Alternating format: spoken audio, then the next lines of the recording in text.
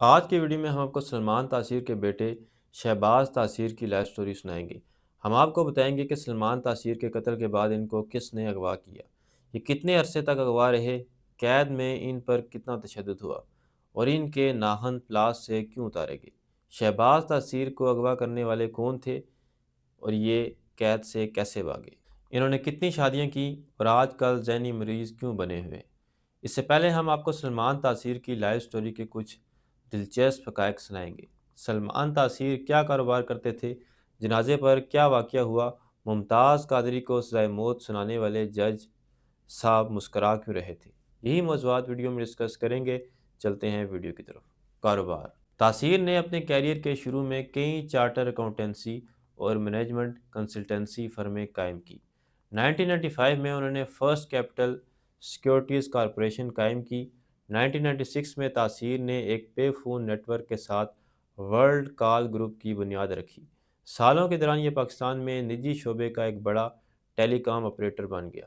2001 میں تاثیر نے میڈیا ٹائمز کی بنیاد رکھی، جو پاکستان میں ایک انگریزی نیوز چینل بزنس پلس لاتا تھا۔ بچوں کا چینل وکیٹ پلس، کھانا پکانے کا ایک چینل ذائقہ اور انگریزی زبان کا اخبار ڈیلی ٹائمز اور اردو زبان کا ایک اخبار آج کل شائع کیا۔ جنازے پر کیا واقعہ پیش آیا۔ جنازے پر کیا واقعہ ہوا۔ وزیراعظم یوسف رضا گیلانی اور حکمران پیپل پارٹی کے کئی حامیوں کو نماز جنازہ میں شرکت کرتے دیکھا گیا۔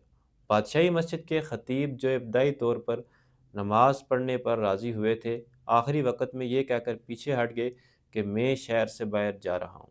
تاثیر کو لاہور میں ایک فوجی چھاؤنی میں دفن کیا گیا۔ ملک ممتاز حسین قادری کا تعلق پنجاب سے تھا اور وہ ایلیٹ پولیس کے جوان تھے۔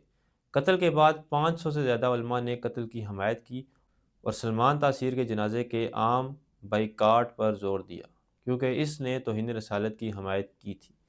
1 اکتوبر 2011 کو قادری کو اسلام آباد کی انسداد دہشت گردی کی عدالت نے تاثیر کو قتل کرنے کے جرم میں موت کی سزا سنائی تھی۔ قادری کو 29 فروری 2016 کو پھانسی دی گئی۔ ایک اندازے کے مطابق لاکھوں افراد نے نعرے لگاتے ہوئے ان کے جنازے میں شرکت کی تھی۔ جج سزا سناتے ہوئے مسکرا کیوں رہا تھا۔ راولپنڈی دہشت گردی کی خصوصی عدالت کمرہ نمبر 2 کے جج سید پرویز علی شاہ نے سابق گورنر سلمان تاثیر کے قتل کیس کا فیصلہ سناتے ہوئے ایلیٹ فورس کے اہلکار ممتاز حسین قادری کو 2 بار سزائے موت اور 2 لاکھ روپے جرمانے کا حکم سنایا۔ اس موقع پر دونوں فریق کے وکلاء موجود تھے۔ ممتاز قادری کو اڈیالہ جیل پولیس اہلکاروں نے ہتھکڑی پہنا کر خصوصی عدالت میں پیش کیا تو جج فاضل نے فیصلہ سناتے ہوئے پوچھا کہ ممتاز قادری آپ ہیں؟ اسبات میں جواب ملنے پر انہوں نے کہا، آپ نے جو کام کیا ہے وہ اسلام کی روح سے ٹھیک ہے، مگر ملکی قانون میں آپ کو دفعہ 302 کے تحت سزائے موت، 2 لاکھ روپے جرمانہ اور عدم ادائیگی جرمانہ کی صورت میں 6 ماہ قید کی سزا سنائی جاتی ہے۔ ممتاز قادری نے فیصلہ سننے کے بعد جج سے پوچھا، آپ نے فیصلہ دے دیا ہے؟ تو فاضل جج نے فیصلہ دہرایا۔ اس پر ممتاز قادری کا چہرہ خوشی سے چمک اٹھا اور مسکراہٹ ان کے چہرے پر پھیل گئی۔ اس پر فاضل جج نے کہا، آپ کو شیخ جنید بغدادی کے دور میں نعرہ ان الحق بلند کرنے پر منصور کو سزا ملنے کے واقعے کا علم ہے؟ تو ممتاز قادری نے کہا، مجھے اس واقعے کا علم نہیں ہے۔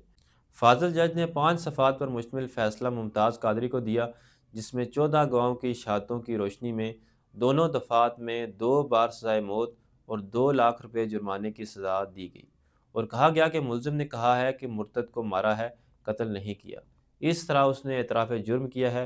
فیصلے کی روح سے ممتاز قادری سزا کے خلاف 7 روز کے اندر ہائی کورٹ میں اپیل دائر کر سکتے ہیں۔ شہباز تاثیر کو کس نے اور کیوں اغوا کیا؟ شہباز تاثیر نے 4.5 سالہ قید کی کہانی last to the world a fate confirmed کتاب میں لکھا ہے۔ شہباز تاثیر کو ازبک جنگجوؤں نے اغوا کیا تھا جو بہت زیادہ سفاک تھے۔ انہوں نے بتایا کہ ان کی پیٹھ کی کھال تک اتار دی گئی تھی اور اس پر نمک چھڑکا جاتا تھا۔ ان کے منہ کو ٹانکے لگا کر سی دیا گیا تاکہ وہ چیخ نہ سکے، اور انہیں طویل عرصے تک بھوکا رکھا گیا۔ ان کے ہاتھوں اور پاؤں کے ناخن پلاس سے نکال دیے گئے۔ ان پر کیے جانے والے تشدد کی ویڈیوز بنا کر ان کے خاندان کو بھیجی جاتی تھی تاکہ تاوان کے لیے دباؤ ڈالا جا سکے۔ شہباز بتاتے ہیں کہ ان کے اغواکار انہیں کافر قرار دیتے تھے کیونکہ ان کے والد نے توہین رسالت کے قانون پر بات کی تھی۔ شہباز نے قید کے دوران صبر کا دامن نہیں چھوڑا اور اپنے ذہن میں فٹ بال میچز یا پرانی فلمیں یاد کر کے اپنا وقت گزارتے تھے تاکہ پاگل نہ ہو جائے۔ اس کتاب کے کچھ ایسے پہلو ہیں جو آپ کو حیران کر دیں گے۔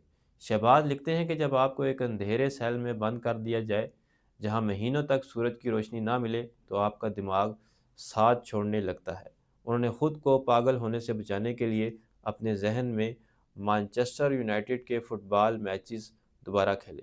وہ تصور میں پورا اسٹیڈیم، کھلاڑیوں کے نام اور میچ کی تفصیلات دہراتے تھے۔ وہ اپنے بچپن کی یادوں، دوستوں کے ناموں اور اپنی پسندیدہ کتابوں کے اقتباسات بار بار دہراتے تھے تاکہ یادداشت برقرار رہے۔ کتاب میں انہوں نے انکشاف کیا کہ ان کے اغوا کار اردو یا پشتو نہیں جانتے تھے، وہ صرف تشدد کی زبان جانتے تھے۔ انہوں نے شہباز کی کمر پر گوشت کاٹنے والے چاقوؤں سے نشانات بنائے اور ان ویڈیوز کو ان کی والدہ کو بھیجا۔ شہباز بتاتے ہیں کہ ایک موقع پر انہوں نے موت کی دعا مانگی، لیکن پھر انہیں اپنی ماں کا خیال آیا اور انہوں نے جینے کا فیصلہ کیا۔ قید کے دوران ایک ازبک گارڈ ایسا بھی تھا جو چھپ کر شہباز کو کبھی کبھار ایکسٹرا روٹی یا کوئی پھل دے دیتا تھا۔ شہباز اسے اپنی کتاب میں ایک انسانیت کی کرن قرار دیتے ہیں جس نے انہیں یہ احساس دلایا کہ ہر دشمن کے سینے میں پتھر کا دل نہیں ہوتا۔ شہباز کی رہائی کیسے ہوئی؟ جس گروپ کی قید میں شہباز تھے، اس کا دوسرے گروپ سے جھگڑا ہو گیا۔ افغان طالبان نے ازبک گروپ پر حملہ کر کے انہیں مار دیا اور شہباز کو اپنی تحویل میں لے لیا۔ افغان طالبان نے شہباز کو ایک الگ قیدی کے طور پر رکھا۔ بعد میں جب انہیں احساس ہوا کہ شہباز کے پاس اب دینے کے لیے کچھ نہیں ہے یا حالات بدل گئے ہیں، تو ایک دن ایک طالبان گارڈ نے انہیں اللہ کے نام پر چھوڑنے کا فیصلہ کیا۔ شہباز پیدل سفر کرتے ہوئے افغانستان سے سرحد پار کر کے بلوچستان کے علاقے کچلاک پہنچے۔ وہاں وہ ایک چھوٹے سے ہوٹل پر رکے اور ہوٹل والے سے فون مانگا۔ شہباز نے سب سے پہلے اپنی والدہ کو فون کیا، لیکن وہ پہچان نہ سکی کیونکہ ان کی آواز بدل چکی تھی۔ پھر انہوں نے اپنی اہلیہ کو فون دیا اور بتایا کہ وہ زندہ ہیں۔ ہوٹل والے نے انہیں کھانا کھلایا۔ اس کے بعد سیکورٹی فورسز نے انہیں اپنی تحویل میں لے کر بحفاظت لاہور پہنچایا۔ پاکستان واپسی اور شادی۔ واپسی کے بعد شہباز تاثیر نے نہ صرف اپنی زندگی کو دوبارہ ترتیب دیا بلکہ اپنی کہانی کو ایک کتاب لاسٹ ٹو دی ورلڈ میں لکھا۔ شہباز تاثیر کی پہلی شادی ان کی واپسی کے کچھ عرصے بعد ختم ہو گئی، تاہم اکتوبر 2021 میں انہوں نے پاکستان کی مشہور ماڈل نیہا راجپوت سے شادی کی۔ اب ان کا ایک بیٹا ہے جس کا نام انہوں نے والد کے نام پر سلمان تاثیر جونیئر رکھا ہے۔ تو دوستو، یہ تھی میری آج کی ویڈیو۔ ملتے ہیں اگلی ویڈیو میں، تب تک اللہ حافظ۔